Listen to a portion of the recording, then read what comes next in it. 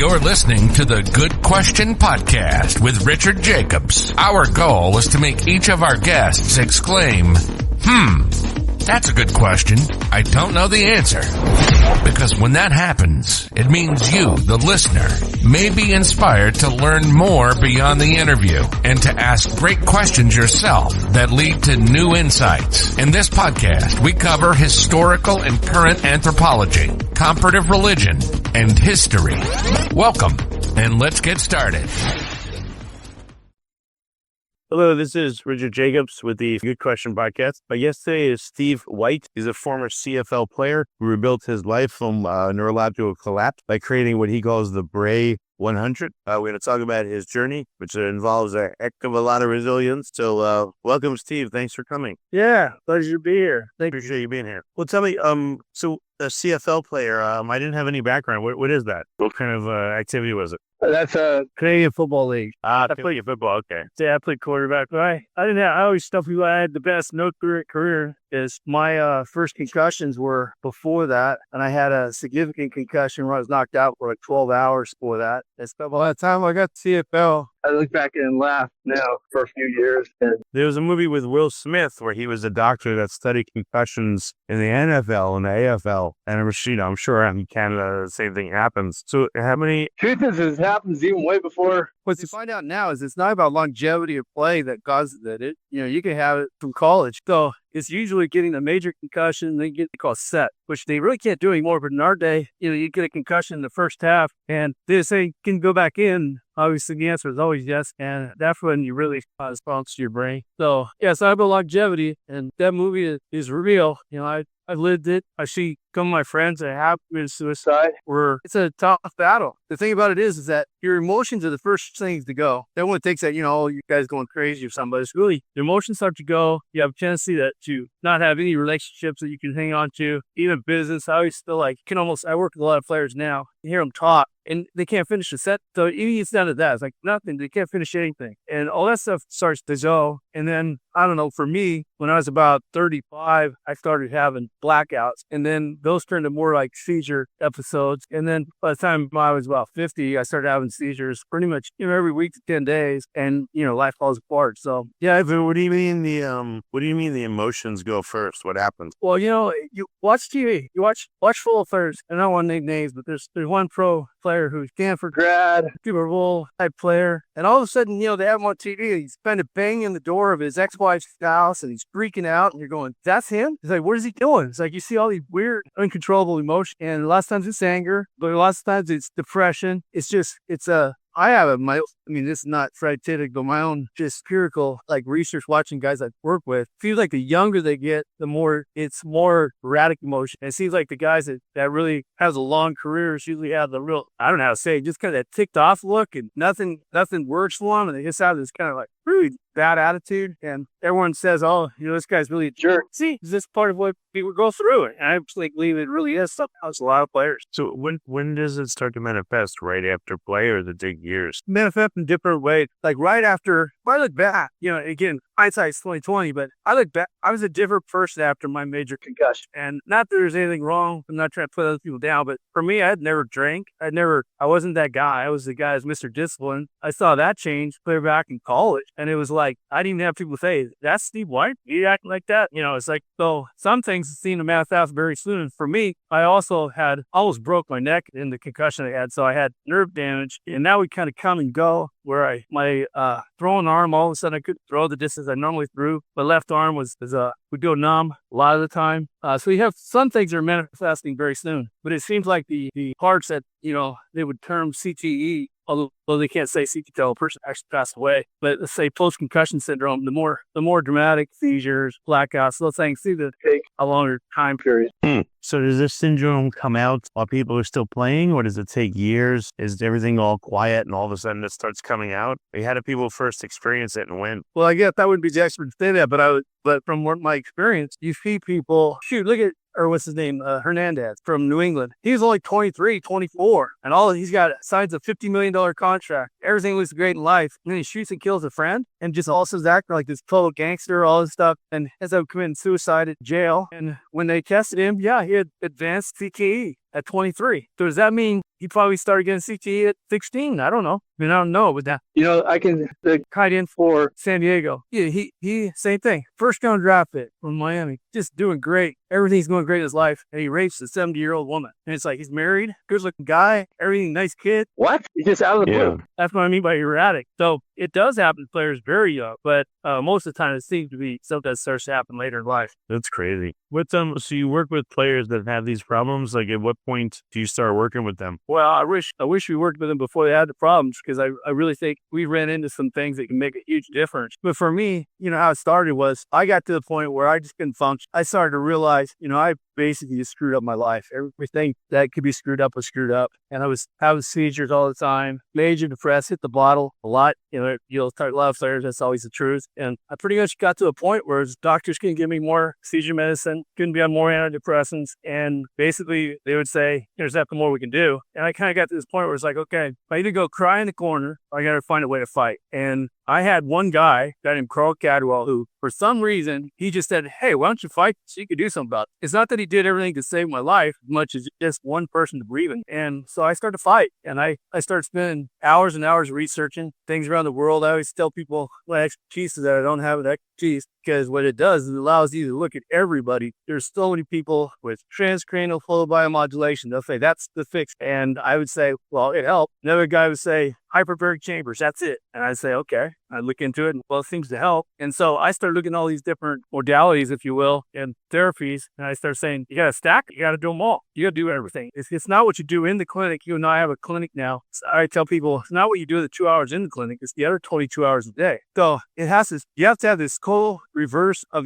how you think. And you got to start. And like I say, we don't have some juju juice that makes people better, but we help them learn how to fight. And it's amazing what the body, the human spirit can do when it fights. And so I started turning around in about a year and a half. I had a 70% gain cognitive function. And because it started getting together, I ended up acquiring a clinic. We have 250,000 square feet, beautiful place that we work out of now. Things start turning around for me. And then what happened is that people start saying, hey, can you help me? And so, yes, I started helping other people with the same PCS, but we started working with stroke victims, Parkinson's, Alzheimer's, and a lot of the same techniques, the same service work across the board. And again, I'm not saying, we have found the cure to Parkinson's. No, but I've had people that have Parkinson's that are late stage 3, and now 4 or 5 years later are early stage 2. They're fighting, and really out there, the biggest part of it is the mindset. The biggest killer, if you will, of neuroplasticity is cynicism. Sounds weird, but it's true. And you can actually prove it scientifically, but it's cynicism. You take a 7-year-old, and I show him a desk, and I say, hey, this desk is actually a space capsule, and you can do it. And I start telling him everything. You can watch this 7-year-old's eyes light up as they start trying to figure out how that space. Take a 7-year-old, you say, hey, it's a space capsule. They say, no, it's not. And it's over. Their imagination is shut off. Now, my point is that that's how we get better, is that neuroplasticity is created by that inner spirit of fighting, positioning. There's a book called The Perspective Theory, and what it is about how you can expect to get better and how that changes how your brain works. Well, to do that, you cannot be a cynic. If I said to you right now, hey, they just broke natural gas line on top of the roof, and if we don't fix it, this building's going to blow up. And you and I go up there as fast as we can. Neither one of us know nothing about it, but watch our brain. We'll be thinking so fast. We'll be working. We'll come up with stuff they never thought we could do. And that's how you go out about getting well, is that kind of an attitude of like, okay, I'm going to get better, period. And we make a real kind of like hard decision to do that about everything we do. If I'm taking omega-3s, why am I taking? I've got to understand so that I can believe that they're going to help me get better. It's not some, again, made up thing. Imagination is imaging. It's not fake. It's being able to imagine. So trying to be the guys that have these problems, do they know? Like the guy that, I guess slept with an older person or raped an older person, did he know what he was doing? Or do people at first, do they realize? They do and they don't. I mean, obviously he's not with, his name's Kellen Winslow. That's the name. Kellen Winslow Jr. Not saying he obviously knows, but he doesn't know. He's not himself. It's like there's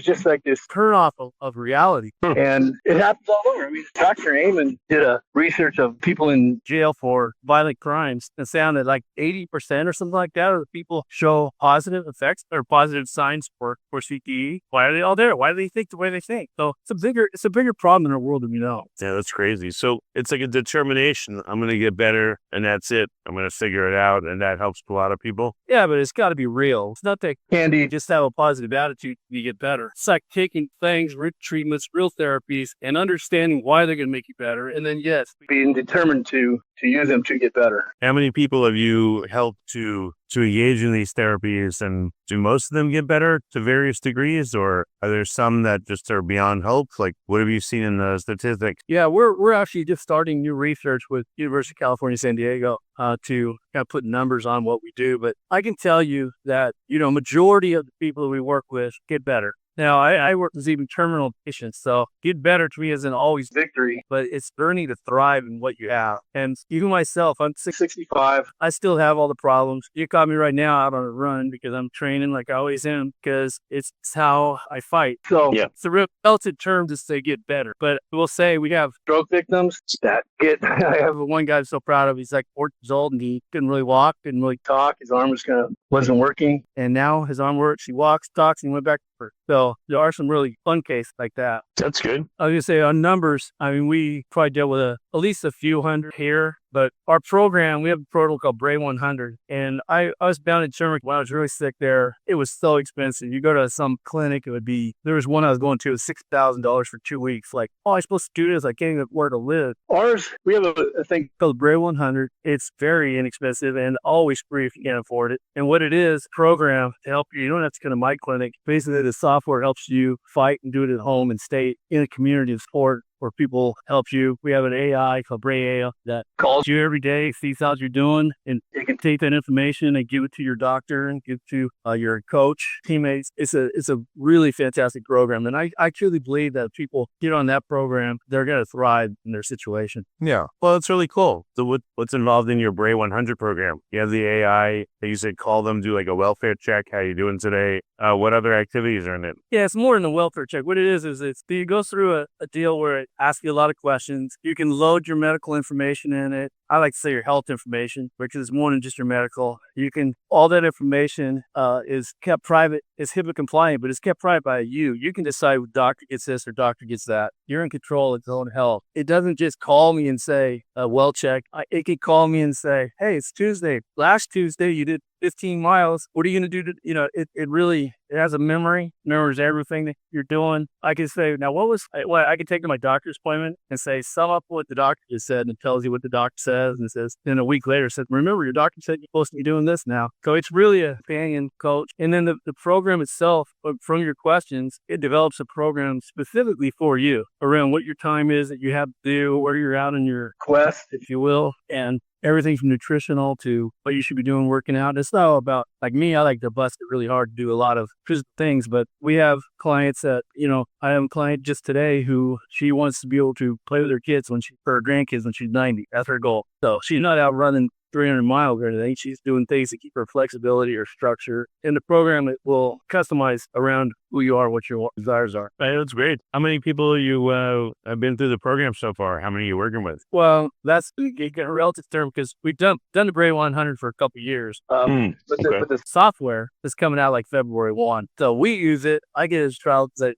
actually, as far as numbers, I guess talk to me in March or April because I think there's going to be a lot of people use it. And we are providing it to even to high schools and stuff that, and again, if a person goes on there, I can't remember what it costs, but it's a few $100. But if a person goes on there and says they can't afford it, they just hit a button and it's free. So no questions asked. Yeah, I want to make sure everybody can use it because I really believe it makes a difference. What would happen if you did this with players before they experience any symptoms, like right at the beginning? Man, I personally think it makes all the difference. They probably won't have the problem. And I know there's guys, I've talked to guys at Cleveland Clinic, I've talked to people, UCSD, and I'm just at a point where I got to prove it because I see it every day, but they want to see the stats. And by the way, Brae 100 will give us those stats. But I believe when you take kids, like high school kids, and if they would follow some of the things that we teach them about how to get oxygen into your brain, be on a non-inflammatory diet, how to work your brain during season and off season, I think you're going to find a lot of people are going to have the problems they've had in the past. I'm not saying it's clear. Yeah, I sure see it with players that I'm working with that are in season now. I see some differences. We don't have numbers much to prove it all yet. Yeah, no, that's really good. I'm sure if you work with people early on, it'll make a huge difference. Yeah, absolutely. And it's not just football,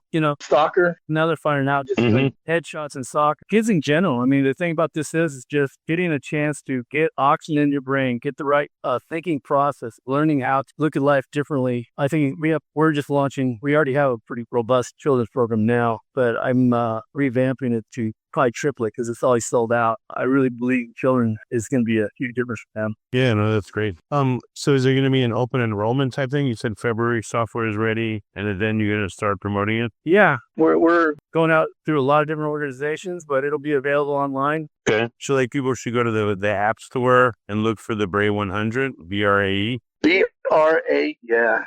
Which, by the way, is Scottish for side of a hill. Because my point is, in life, you're always on the side of a hill.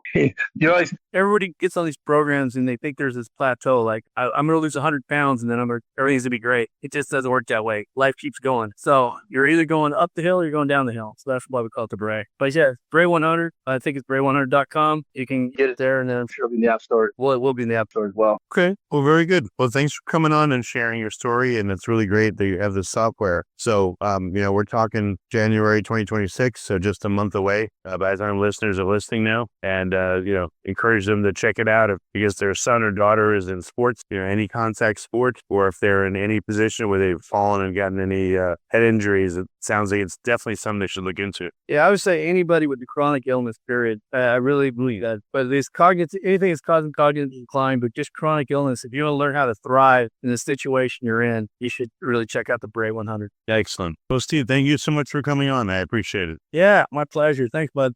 If you like this podcast, please click the link in the description to subscribe and review us on iTunes. Thank you for listening to the Good Question Podcast. Please email support@thegoodquestionpodcast.com if you have any referrals to great guests for us to interview. Visit thegoodquestionpodcast.com to hear more interviews. And please help us spread the word by rating and reviewing us on Apple Podcasts, iTunes, Spotify, YouTube, or wherever you listen to this podcast.